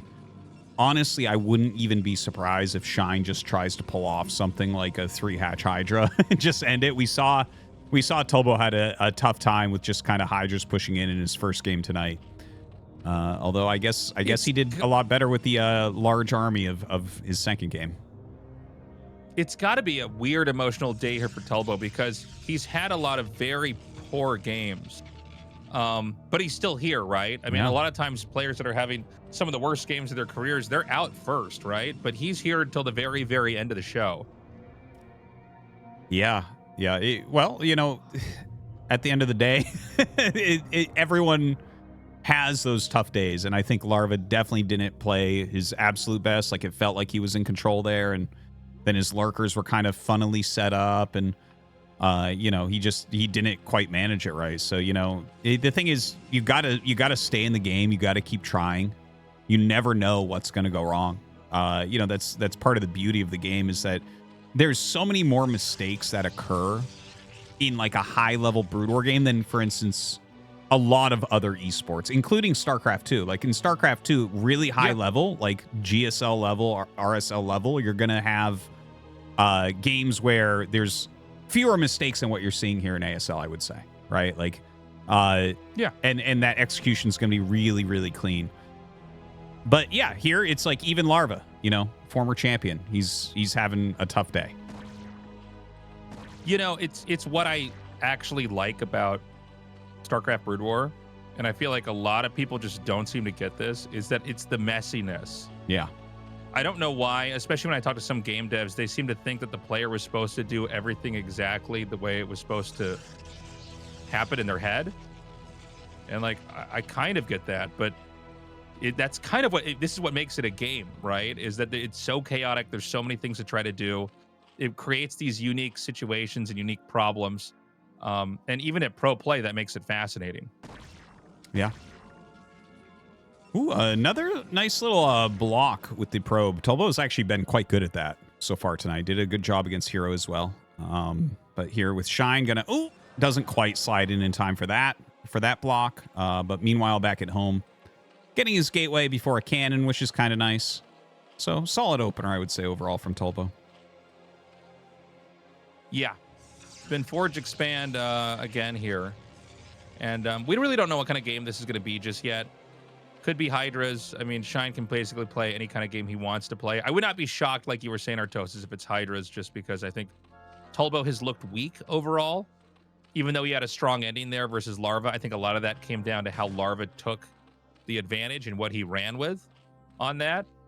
I don't think we see a lot of these kind of games in ASL, but I think we all know about these kind of games in StarCraft where you're winning and you're in such a good position. I don't want to say give up is the right word, but you kind of relax a little bit too much. You don't appreciate the situation for what it is. And how you have to still navigate even very winning positions very carefully. But yeah, I mean, anyways, Tulbo's early game has been pretty rough to see. Yeah. By the way, the layer's being morphed here at the third base. Yeah, and we'll see how long it takes Tulbo to get down there and check that out. Of course, that's something you need to be able to see to know that that 3-hatch Hydra play is not going to be coming. Of course, with Shine, you never know. This is the type of guy who would have a build where you cancel a layer into an all-in or something like that. He's a very tough guy to play against, I think. You have to try to not read too deeply into what he's doing because he'll mislead you with that. Well, Shine, I think we even saw him do a build where he went for layer and then made 2 Hydra dens and did like a really weird later Hydra bust. Yeah. So, I mean, he's capable of all sorts of weird openings. But with the Spire here, this is going to be more of your standard PvZ game. The Zealot's going to come down here. This position, by the way, there's no real good spot to hide the Zealot. That's one interesting thing about this map. Some of the positions on some of the maps... actually, that's not true. I take that back. You can actually hide it below the extractor and above that little tube-looking thing. Mm-hmm. So that's usually where you see it run to. Well, that one will get picked off. Doesn't do too much, but, you know, that's oftentimes what the first Zealot looks like. The second Zealot did walk out, but has gone home now. Shine just kind of canvassing the map, making sure nothing's out here going after him while he adds some additional hatcheries. It's actually, he made a few more speedlings than I thought he would there, Tastosis. Yeah. Yeah. Well, you know, sometimes if they don't have that plugged up, you can try to run in. This is definitely enough to at least catch a Zealot. And we're going to see that Corsair come across the map right now. And we've mostly been watching this from Shine's perspective. I'd be curious if this Observer is a Zerg player, by the way. That is a real really thing. Look at it. That is in my games, sometimes I have to remind myself to go look at the other player because I'll be checking the Terran build order too often when I'm observing. Absolutely. Exactly. So Tulbo's going to go for +1 attack Corsairs, probably with charge or speed Zealots, excuse me, with +1 attack as well. So he's going to go into the build that he failed to pull off in game 1. Game 1, he just kind of got overwhelmed by Hydras. So let's see if he's able to do this a little bit better here. By the way, Tulbo's mid game did look pretty good. You know, once he got to the push, he pushed really comfortably. He never really overextended. He did a good job of fracturing small groups of Zealots off to take out hatcheries without giving up his position. He didn't let himself get counterattacked, and he didn't let himself get dropped. So, you know, maybe if he can get through the early game, who knows? Maybe Tulbo can actually win here. Yeah, maybe. Shine isn't known for being, like, super stable good in bigger macro games. He really is more known for, like, mind games and good execution with, like, kind of cheesy strategies. So Tobo might be able to do that. Like you said, he looked good with the bigger army. I think that makes sense since his specialty is kind of Protoss versus Terran. He's always been pretty strong at that matchup and pretty deadly in that matchup. So he's good at moving around like a big army and taking big engagements. But this tournament's got to be very different feeling for Tulbo. Like, Shine has been in an ASL finals against Flash. Like, Shine almost was an ASL champion. Had, the greatest player that ever played the game, and basically any game ever existed. Like, Shine would have won this tournament. Yeah. Whereas Tulbo, this is a guy where, like, every step of the way, and I don't mean this in a mean way, but every step of the way, this is a real challenge. Like, this is a really hard tournament to play in. And, he's going to get as deep as he can try to get. So, yeah, I mean, definitely totally different mindsets coming into this, totally different vibes. But Tulbo so far has gone unharmed. We have some mutas out. We've got a decent number of Scourge. I did not see. Do we have any muta armor being upgraded or has been upgraded?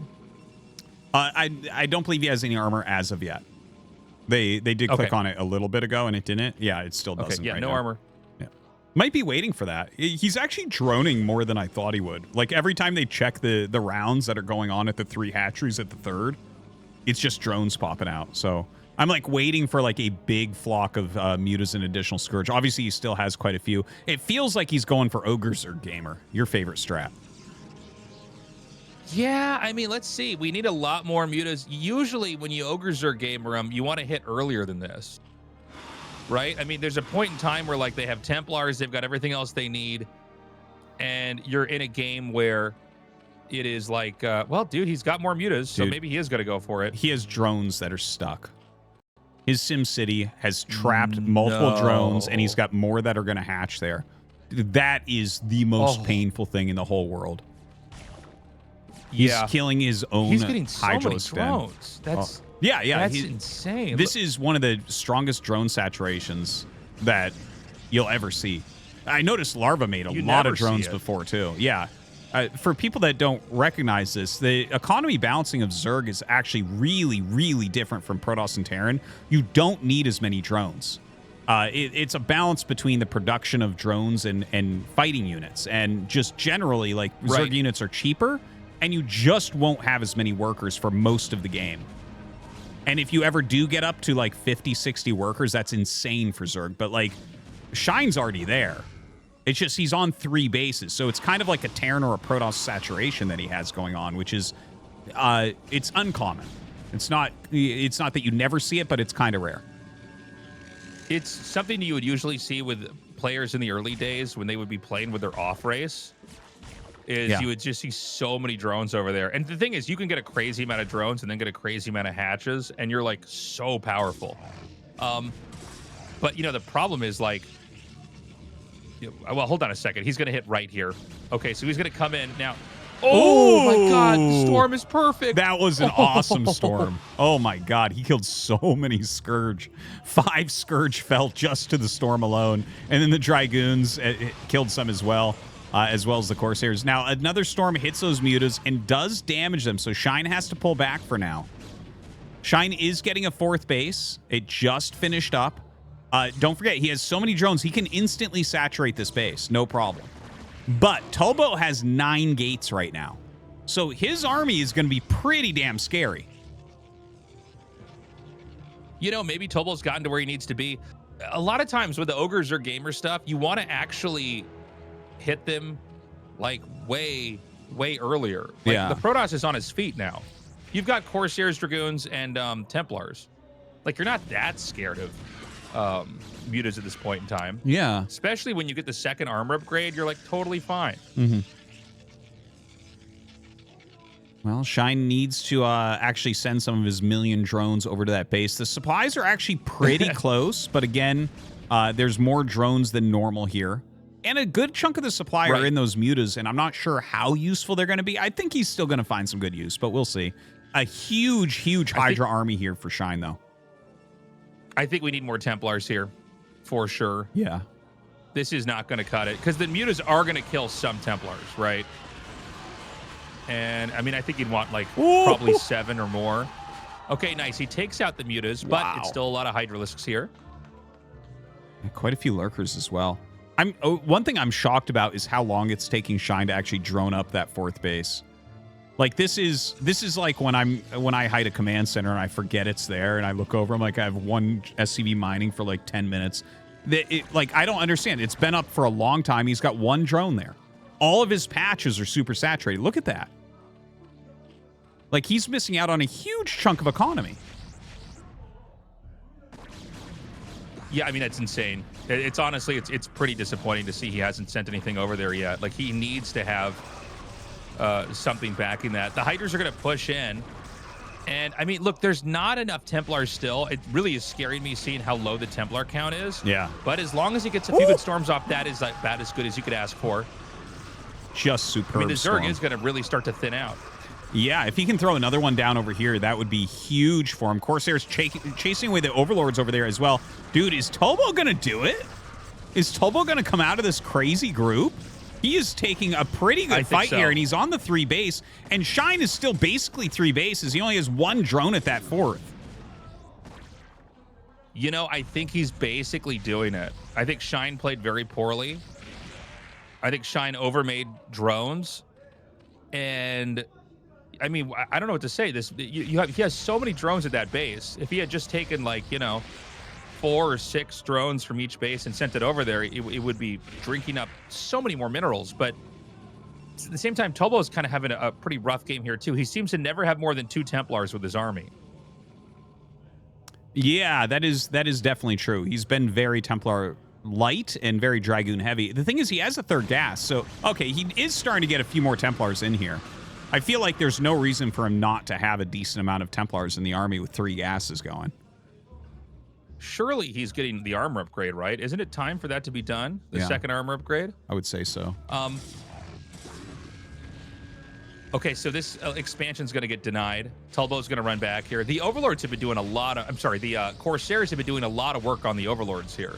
These Corsairs have been in the game the whole time. And I don't know how many kills they've gotten, but it has to be a lot. He does now have that +2 armor upgrade, and Shine finally is mining a bit more from that 4th base. He has that gas going, a little bit of static D there. I don't feel like Shine is in a great defensive position right now. Like, if Tobo just shoves his whole army towards the 4th, I don't think there's much Shine can do other than maybe threaten a counterattack. And the way that Tobo is zoning back and forth in this area is really good. We got to give credit where it's due. Like, I love the way his army's moving, because he's basically, like, he could move in for an attack at any time, which is keeping Shine on his back foot, but he's also moving back and forth enough that he's going to cover any big waves coming over for his 3rd. So, I mean, Shine hasn't grown that much. Are those full of Hydras, by the way? They that must has to be be. full of They Hydras, must right? be. So he's going for a big drop. This is going to be annoying for Tulbo. It's going to be hard to get back into his base from this position. Corsairs are going to come up here. Some of them snipe. Oh, then pulled in. Could this be a fake? Okay, Shine's starting to play the game he needs to play. Yeah. Let's see if he actually drops out. I think he's got... Yeah, he does. Okay, some Lurkers and Hydras going to be dropped out here. Tulbo's army comes back pretty strongly, and it doesn't look like he'll lose anything of too much value there. I just feel like in both these games, Shine and Larva didn't play the games they needed to play. Once they got what they needed as far as units and tech and everything. You know what I mean? Like, Tobo's kind of... Zerg should be expanding more and more, and I think they both thought that, like, Tobo would overextend and just feed into them, and it's not happening. That's true. And, you know, Protoss on 4 bases is really good. I mean, you are in late game at that point in time. Well, he's done such a good job moving his army around. And, like, his defenses are strong. Look, he's got strong armies positioned at every single base, plus photon cannons. He's got storms everywhere. There's not much for Shine to do. Shine has to pull back here once again, and the supply differential is so much, Tobo might just come out and kill him. I mean, Tobo should be able to actually end this. He's maxed out. Shine didn't grow correctly. I think Shine was looking for a tactical game where Tobo would overextend or push too early, and it didn't happen at all. Like, Tobo definitely adjusted for his bad play in the 4th game of the day. But, like, look at the map now. I mean, it's Zerg on the same number of bases as the Protoss. The Protoss has a way better army. Shine never filled in the bottom locations on the map. I mean, this is a very poor play here from Shine. Yeah, it has felt a bit off. The mutas didn't really end up doing what he wanted. He didn't saturate the 4th base for a very long time. Even when the drop came in, I was wondering why the rest of his army wasn't moving towards the 3rd. Because normally what you'll do is you'll set up a drop like that, and then you'll also at the same time hit somewhere else so that one of them has good potential for damage. And he was very slow to move out with the rest of the army. Okay, so we've got a drop coming up over here. And this is big. He could take out the Templar Archives. There's a lot of Hydras over here. Keep in mind that, like, probably the only units... Well, hold on. He's got a lot of Templars coming back here. I was going to say he's maxed out, so he can't really make that many more units. There might be something popping out here in the gateways. But also, like, Tulbo is smashing this natural base. Like, he's going to get into the main. This is going to be a game where Shine's going to be stuck on a bunch of turtled up, weird tiny bases where he can't fit all of his new tech. He can't make more hatcheries. It's all very winning for Protoss right now. If the natural and the main fall, basically everything falls apart. Yeah. I think he's basically dead now. It's way too many Dragoons. Yeah. He has that critical mass. He has +3 armor on them, which is fantastic. And he's cleaned this up. He didn't even really lose tech buildings in his main base. GG is called, and Tobo to the round of 16. You can see he's overjoyed with it. I tell you, I'm really happy for him. Like, I don't think he probably expected to make it out of this group. And there were some rough games in there, but he held on. He kept macroing. He kept trying his best, and he is going forward. Congrats to Tulbo. It was not the cleanest play, but a win is a win, right? You know, it was honestly odd moves here from the Zerg players. It felt like they built into something and then didn't take the game anywhere it needed to be, right? And that's all Protoss needs to do to win, right? Yeah. You can't sit back and wait for them to attack into you too much. The tech from Shine seemed to come out too late. The Larva didn't have his lurkers in a position that made a whole lot of sense. Like, it was almost like he wasn't respecting Tulbo. And now Tulbo is moving on. And you know what? This is great. We've got another Protoss advancing. I love the drawing of Tulbo in the audience. Crazy results here. I mean, Tulbo, we were all saying it. There was pretty much no way he'd advance, but here he did it. 감사합니다. 오늘의 24강 C조 마지막 Congratulations, Tobo. Guys, another round of applause, please. 증명한 윤수철 선수입니다. 축하드립니다. Thank you. And the last player advancing to the round of 16 today in Group C has just demonstrated that the upsets are not over just yet. It's Tulbo. Congratulations. Thank you. This seems to be a very meaningful day for you. It's the first time you've made the round of 16 in the ASL. And you also scored your first win against the Zerg in the ASL. A lot of things came to fruition. How are you feeling right this moment? I think I'm shaking even more now that the games are done. Standing next to you, I can feel this anxiousness. I could genuinely tell you put everything you had into those matches by how you played. Especially in that game against Larva, you were in a bad spot when your Zealots got caught in the early game. But you decided to not give up until the end, and I'm wondering what was on your mind then. First of all, I should have scouted with my Corsairs. I didn't see that Larva was going for a Spire. When the Muses came out, I knew I was in trouble. I was like, I don't know, whatever. Just keep playing. I did, and somehow the situation was okay. I decided to play slow to get an advantage. So you scored your first win in that game against Larva, and it seemed like tears were streaming down your face. What was going on? Those are not tears. I have dry eye syndrome. When I focus on a game, I don't blink. I wasn't crying, okay? That's right, you gotta save those tears. They're not for the round of 16. How far would you have to go for us to actually see you cry? Honestly, I was very determined for the round of 16. I really wanted it. So I think I'll cry when I get home. When you get home?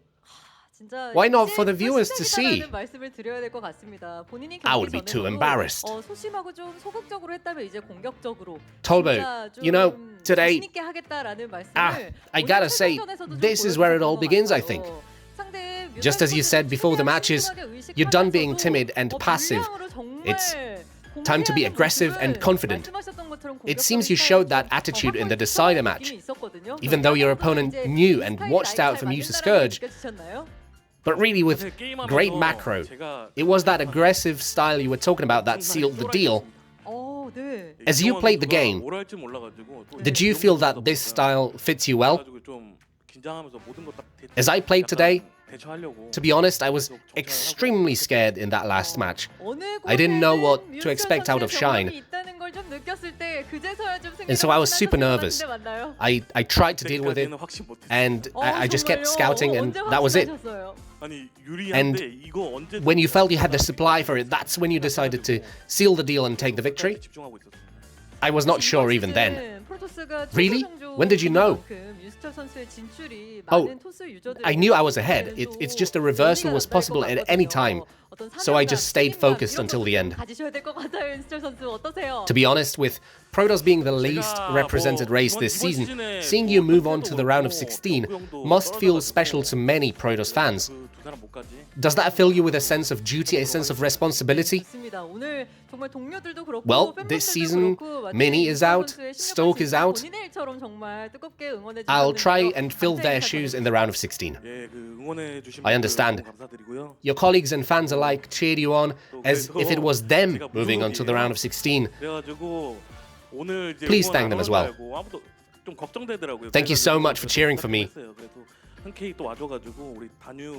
You know, I'm teamless, unaffiliated. I was worried that nobody would come to support me today, but I asked my friends at Hikkei, and they came, these streamers.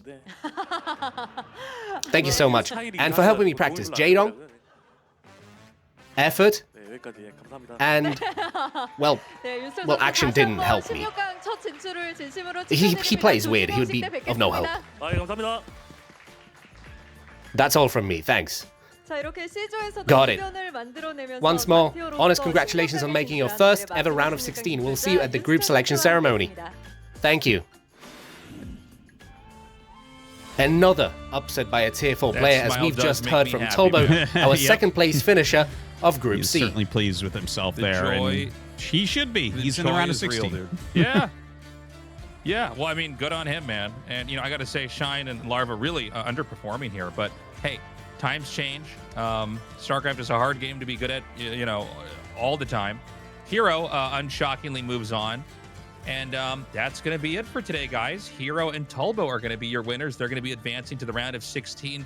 This puts us halfway through the round of 24. Oh, wow. That was fast. That feels like that was really fast. Yeah, I know, right?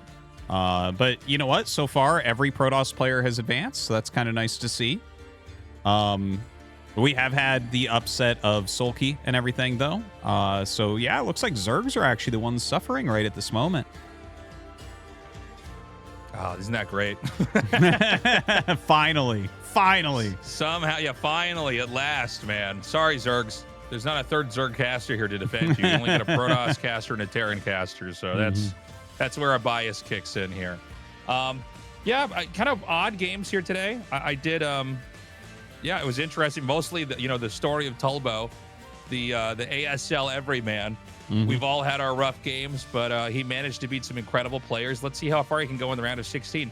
Honestly, if he can get out of a group like this, who's to say he can't get out of another group, just as hard? Maybe. I do think that Tulbo is going to be picked pretty early on. Maybe him and Ample picked up, like, I think Soma's going to look at those two like they're fresh meat.